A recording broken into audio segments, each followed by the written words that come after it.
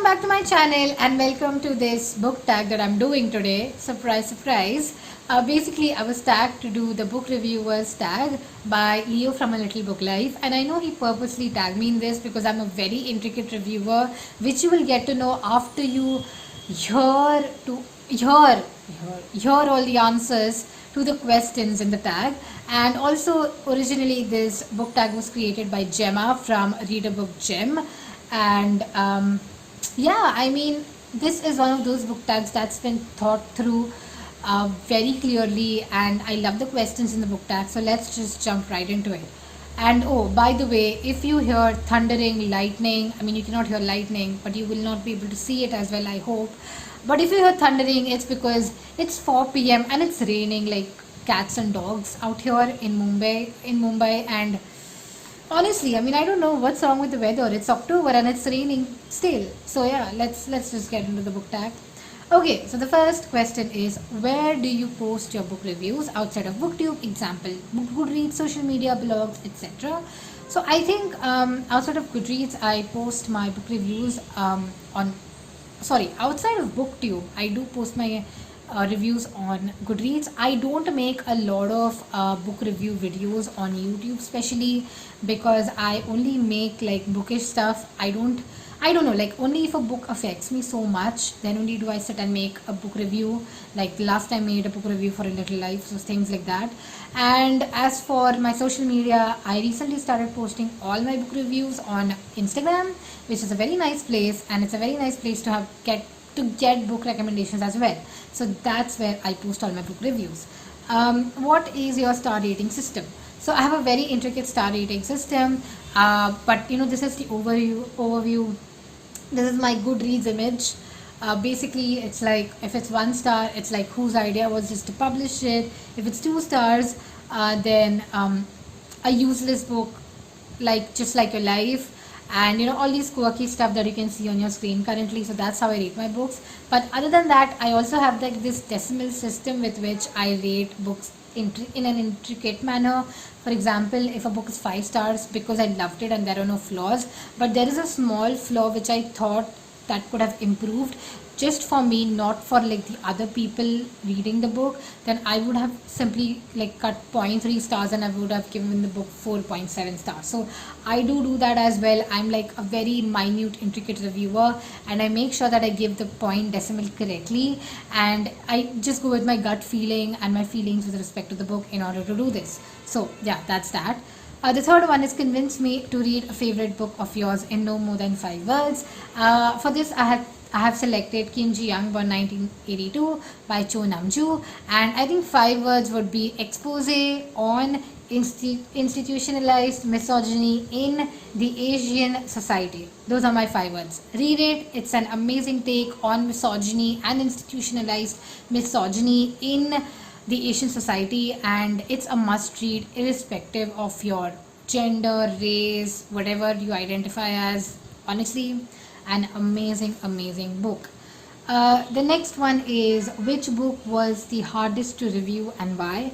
I think my hardest review is my best review as well, and that is When Smoke Gets in Your Eyes by Caitlin Doughty. It's one of those books that hit hard and hit home as well. I had to put a personal anecdote in this review, which I thought would be I would say, I mean, normally I don't share much about my personal life on the internet, but this review made me realize how much I want to share this anecdote with people so that the review connects with people. So I think this was one of the toughest reviews to make, and yes, you will find this on my Goodreads, as you can see the screenshot here. The next question, the fifth one, is, are there any books you won't review or give a 5-star rating to out of principle? Actually, no.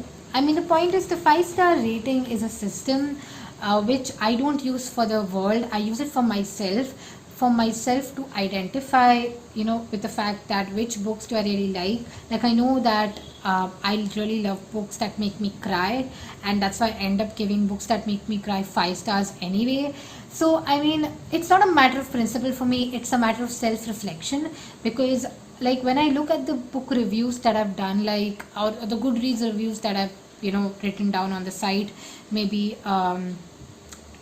maybe 2 years back, I realized how much have I improved as a reader, and how if I would have read that book now, I wouldn't be given it those many stars. I would be reducing the number of stars. So I use the review system as a self reflection and not something for the world to look at. Like, of course it's good if people look at it, but it doesn't matter to me. What matters to me is how I feel about the book and how is my reading experience improving, basically.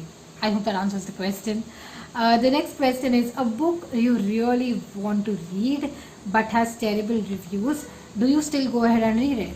Yes, I do read it. Like I said, I don't really look at book reviews much. Like, I do watch book reviews occasionally. Like, there are many book reviewers on BookTube where, like, there are books that I want to read and they've posted a review, and I go check them out. But then after checking them out and they don't like it, I kind of buy it anyway. Like, there are very, very few books where I actually depend on reviews. I mean, maybe this year I've only depended on reviews for a couple of books, and one of them was in the book a long list as well, because I didn't know whether I should read it or not. In the end, I decided not to read it, by the way, because many people had bad reviews about it. So for me, even if a book has a bad review, 99% chances are that I will go and read it just to see why is it a bad review, because I'm a curious bitch like that. And more importantly, I think that everyone has their own reading taste, everyone has their own perspectives when it comes to a book. Like, for example, I don't do well with books regarding nature. For example, I hated the Overstory, I hated the New Wilderness. So I know that a nature based book is not my thing.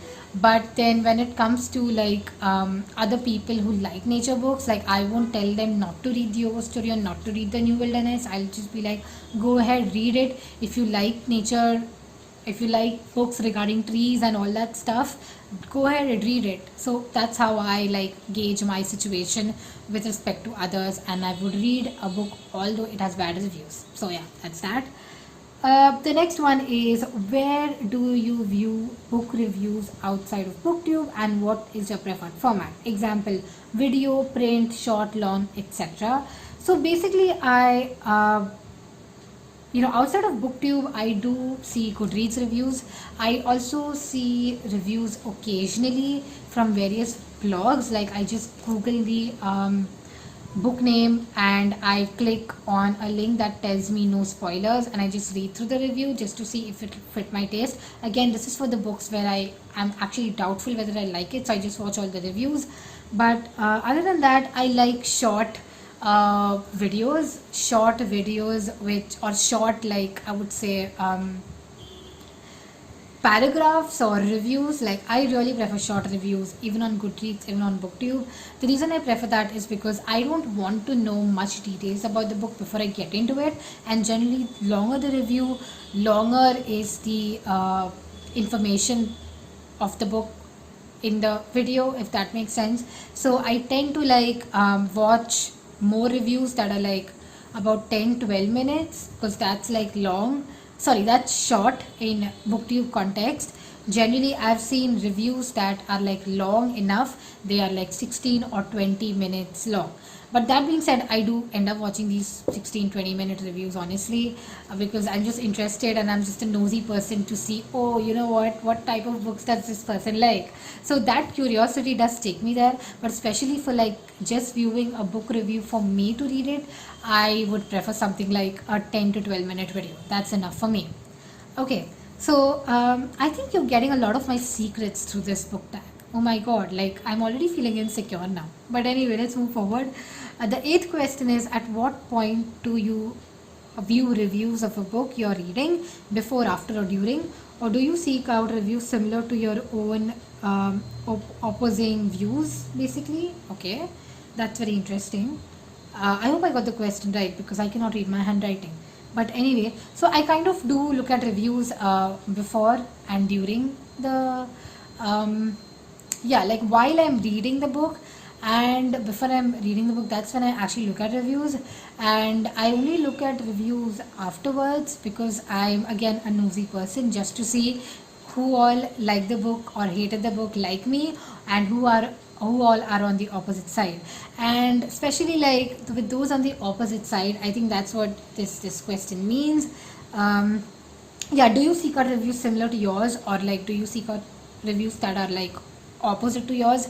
Actually, I seek out both. I want to like check why did people like this book or hate this book, and more importantly, when it comes to an opposing review, I tend to comment on them, due to which one lady even blocked me on Goodreads, by the way. Honestly, I don't know why. I was just like putting a positive comment there stating that, okay, you know what, I know where this comes from. Generally people don't like, opposing reviews in general. That's what I've realized.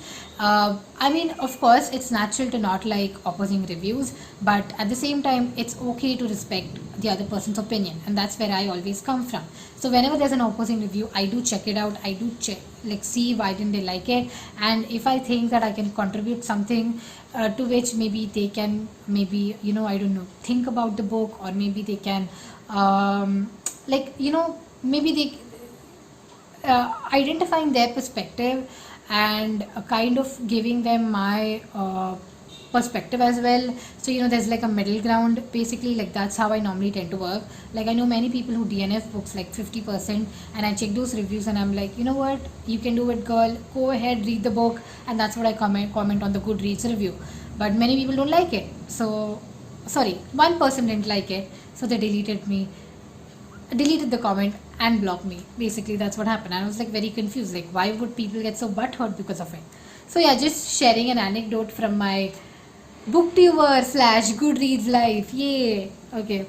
So the next one is, which book have you read with the lowest rating and you loved it? Okay. So basically, I checked my Goodreads for this. Yay!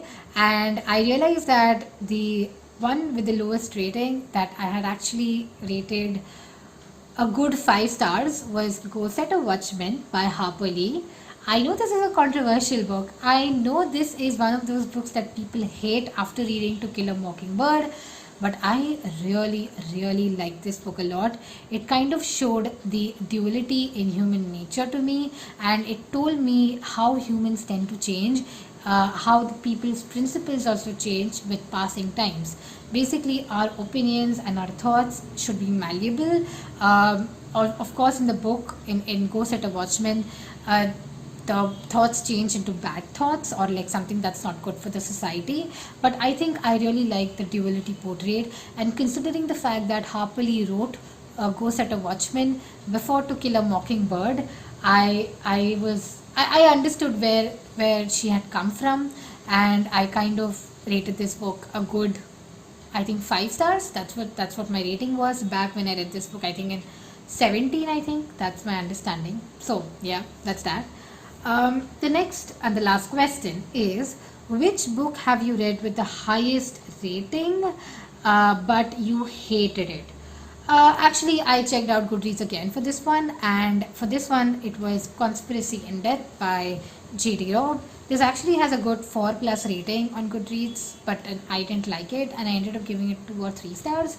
And basically, I think the problem with the book is just that, like, I really love the series, don't get me wrong, like this In Death series by J.D. Robb / Nora Roberts.